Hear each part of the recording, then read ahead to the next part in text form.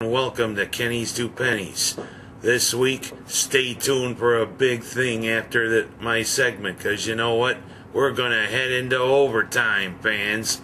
But first, a word from our sponsor. Hello, Syracuse fans. Want to know where I watch the Syracuse games? Right here at Dewey's Third Ward Tavern, Bridge Street in Seneca Falls. Want to watch the NFL? Dewey's has the NFL ticket. And also on Thursday nights, Dewey's has the NFL Network. So you don't have to worry about missing if you got cable. Dewey's broadcasts all Syracuse games, basketball and football. Dewey's has 21 televisions to watch all your sports action. Come to Dewey's Third Ward Tavern here on Bridge Street in Seneca Falls. I'll see you here.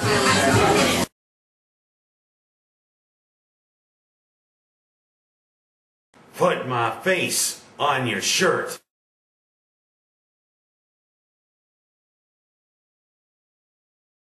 I didn't disappoint when I said that the Big East tournament was gonna be a big circus.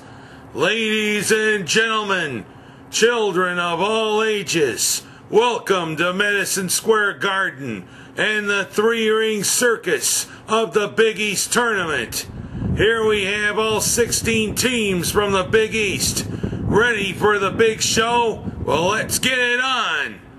And boy, did Syracuse get it on. What a run. First, the appetizer. The win over Seton Hall. An easy 89-73 put down of those Pirates, who were turned by the sword and went back to their lair, led by Captain Jack Sparrow. Although if he was a graduate of Seton Hall, I don't know. But then came the big morsel, which I'm going to talk about in big detail in overtime later. The grand poobah of all games, with the exception of the 2003 championship. 6, count 'em, 6 overtimes, defeating UConn. I just wonder if they were going to have that many players. But I'm going to talk about in great detail in that later.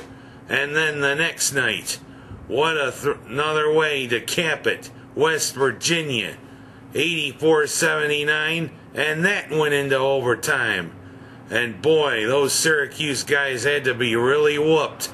But in the first half of the Big East Championship, they didn't show that against Louisville. Heck, I thought they were going to steal this one from Rick Pitino, his slick back hair, and the Cardinals. But of course, I think fatigue set in, especially after Christophe Angenot landed on his head after that slam dunk.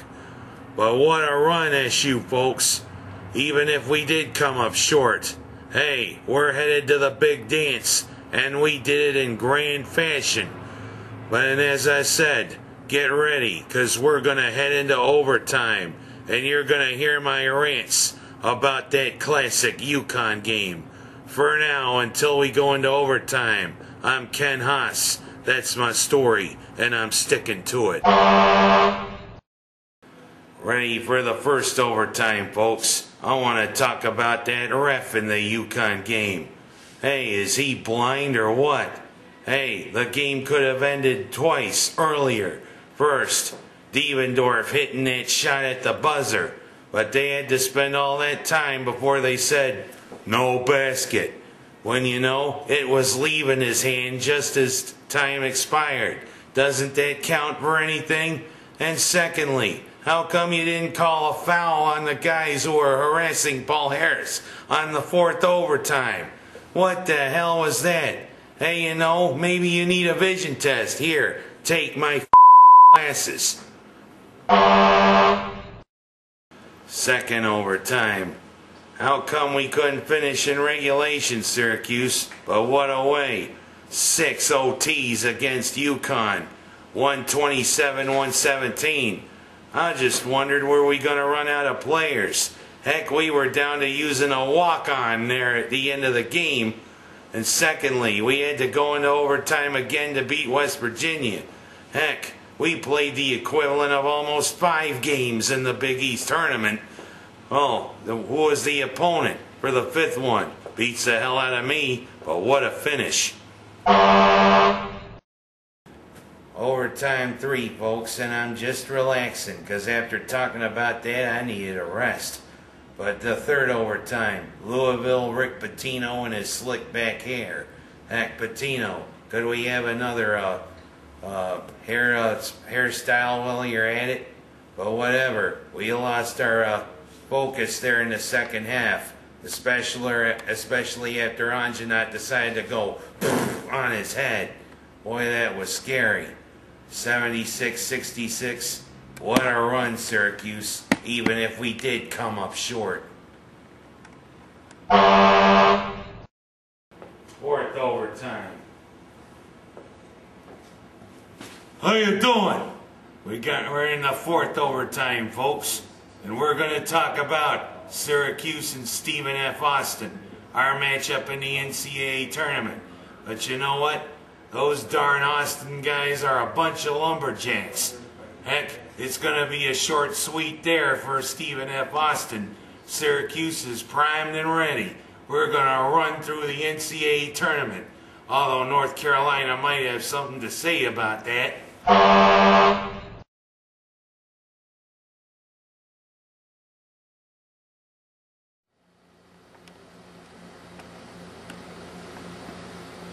Here we are. We're in the catacombs of Seneca Falls for this 5th overtime.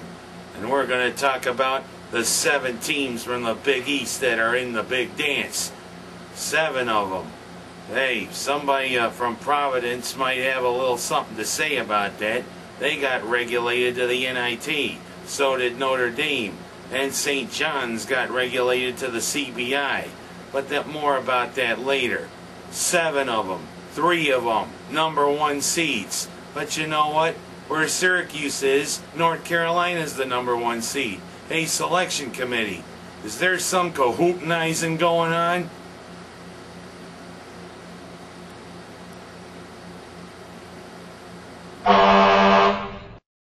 Sixth overtime, folks. We're here at the end. But what I want to say is, what's with all the tournaments now, NCAA? We got the big dance of 65. We also got the NIT with 32. But now in the last couple of years, the CBI, the College Basketball Invitational. And this year, the CIT, the CollegeInsider.com tournament. Hey, 129 teams now can qualify for the postseason. What's up with that? And what's with the acronyms? NCAA, NIT, CBI, CIT. Seems like a lot of BULLSHIT to me.